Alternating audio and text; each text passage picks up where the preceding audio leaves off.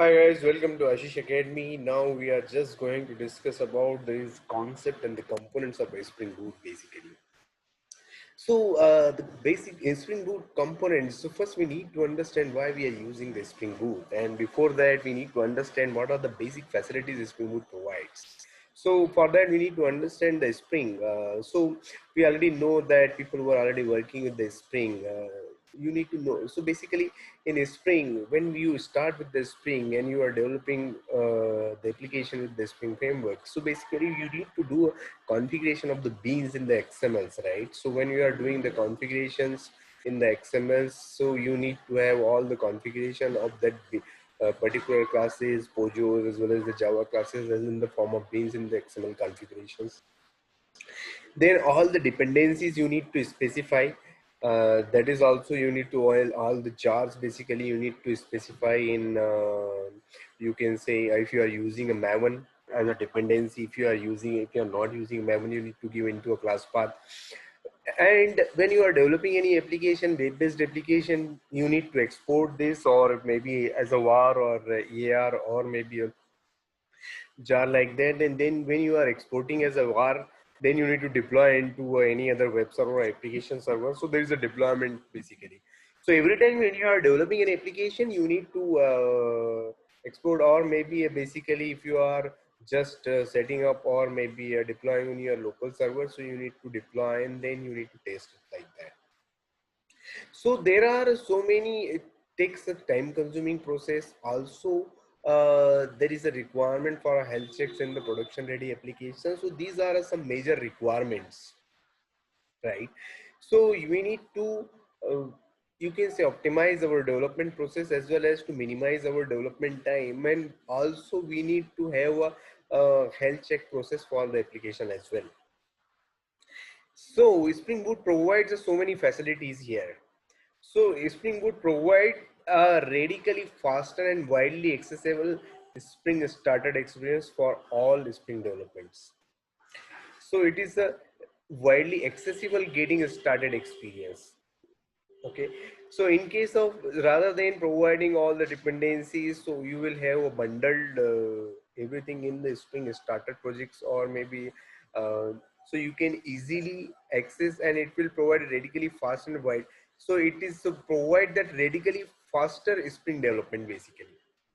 That is, we'll see, because when you are creating a Spring Boot project, so and how it can create easily that bundle the project, and you can easily create. You can also use that spring.io, and you can create that particular project directly from the web page, right? And then you can just export, unzip that particular var and unzip, and then import directly as an existing project, Maven project, into your, or maybe Gradle project into your Eclipse. So these are major facilities.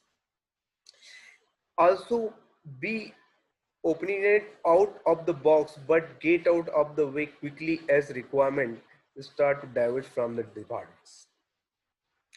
Provide a range of non-functional features that are commonly to a large classes of a project. So basically a non-functional features such as a embedded server. So basically that embedded server facility is also Spring Boot provides. So Tomcat embedded server. So in that case, you can directly test your web-based applications as a just Java application. So you don't need to export, or if you are changing the application, still you just run the application as a Java application on your local Eclipse, and then you can easily test it.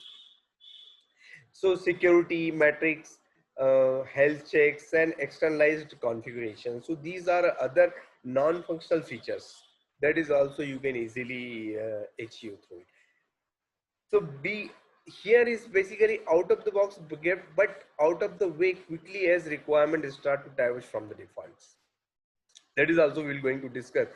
Absolutely no code generation and no requirement of XML configurations. So totally we can avoid that XML configurations. So as we already discussed, you don't need to specify any of the beans into XML configurations and checking that XML formatting and everything. You completely remove that all the XML. So how this Spring Boot basically works, and how, so basically everything is taken care by the Spring Boot. So there is a four major components of a Spring Boot. So first is a Spring Boot starters. The main responsibility of a Spring Boot starter is to combine the group of common or related dependency into a single dependencies. So basically, if you are using particular, if you are not using any other Spring Boot, there will be a n number of dependencies and jars you need to specify into your maven dot right and pom.xml, and you need to check it, the dependency versions and everything. That is, you can completely remove it. So that Spring Boot completely combine all these dependencies into a single dependency. Spring Boot starters can help to reduce the number of manually added dependencies just by adding a one dependency. Okay, so instead of manually specifying the dependency, just add one starter. That is a majorly example of Spring Boot started web, Spring Boot started test. So it, you just give, there is a one, and then it will be, it is a basically bundled all other dependencies into a one. Spring Boot started web basically specifying all the Spring Boot web and the Spring core and Spring basically other dependencies. Spring Boot started data JPA, so it is basically completely for data integration. So like this, if you will just give a one dependency, it will be basically combined of all other dependencies. So you don't need to add each and every dependency, you just specify one dependency, it is a bundle of all other dependencies. So that is the major advantages. So you can minimize the effort of adding other maven dependencies into, or maybe your jars into your pom.xml, maintain the versions and other things like that. So Spring Boot auto configurations. This is another component. One of the common complaint with Spring is we need to make a lot of XML based configuration. So Spring Boot auto configurator will simplify all these XML based configurations. So it will reduce the number of annotations. So basically, if you will just specify auto configuration, so it will reduce the number of annotations, and also basically you need to make so many changes in, or details into an XML based configuration, so that is you can easily minimize and reduce it. So Spring Boot CLI. So these are two major advantages that is we already discussed. Spring Boot CLI. So Spring Boot CLI is another facility Spring Boot provides. Spring Boot CLI is a command line interface, which is a Spring Boot software to run and test the Spring Boot application from the command prompt. So basically, you can also test, run and test that Spring Boot application from the command prompt. Basically, that is it is used for when we run a Spring Boot application from the command line interface. Then it internally uses a Spring Boot starter and a Spring Boot auto configurate components to resolve all the dependency and execute the applications. So basically, Spring Boot provide a separate command line interface. It is to run and test the applications, and it is internally using a Spring Boot starter and a Spring Boot auto configurate components. That is, we already discussed this other two components. So that is basically it is used here. So till now, these are very important three components we have seen it, right? And these three are really very important. So it's really making the developers' life very easy. Now there is a main core component which we are going to discuss, Spring Boot Actuator. So Spring Boot Actuator is a sub project of Spring Boot. It adds several production grade services to your application with little effort on your part.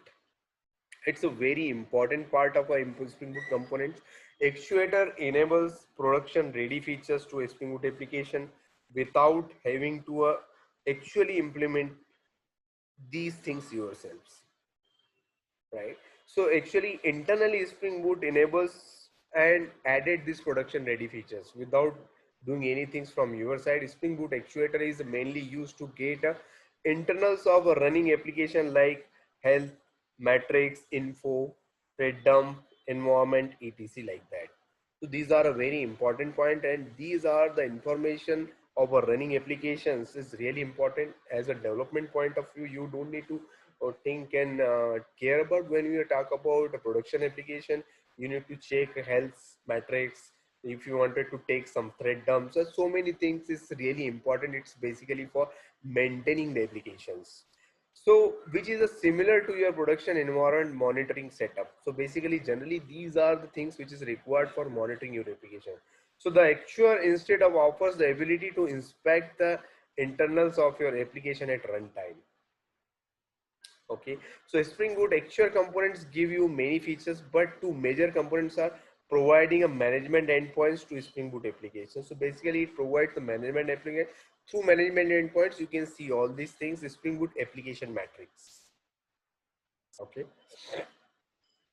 so this is a very important, this is Spring Boot actuators which is basically provides it. So if you are using any dependencies for actuator, you need to understand why we are using the actuator. So Spring Boot actuators expose information in two ways, via web endpoint or via cell interface.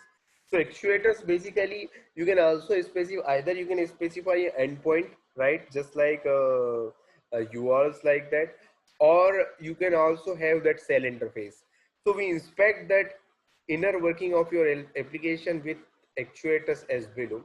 What means, so these are basically major details we can find out through actuators. What beans have been configured in the application context, what decisions were made by the Spring Boot auto configuration, what environment variables, system properties, configuration properties and command line arguments are available to your application, the current state of the threads in your in and supporting your applications. So number of threads and state of a threads also, it's a very important point. So these are a very important things basically when you are thinking and when you are monitoring it. A trace of recent HTTP requests handled by your applications, various metrics pertaining to a memory usage, garbage collection, web request and data source usage. So these are a very important point you need to understand. So these are basically Spring Actuator provides it. So I hope you got the point. Actually it is very important points.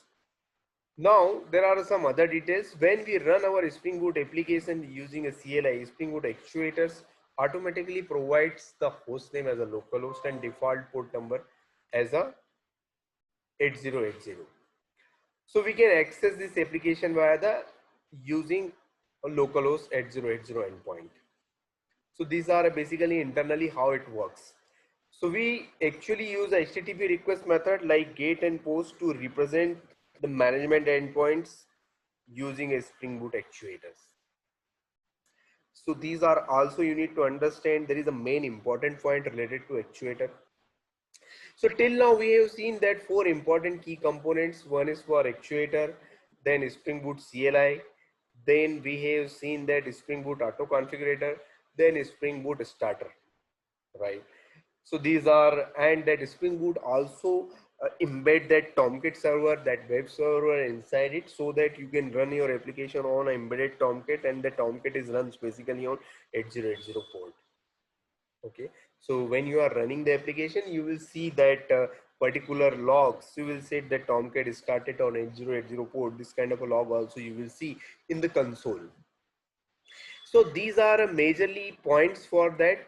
What is the requirement of a Spring Boot? What are the basically features and the goal? Then basically major key components and the what is the use of these key components.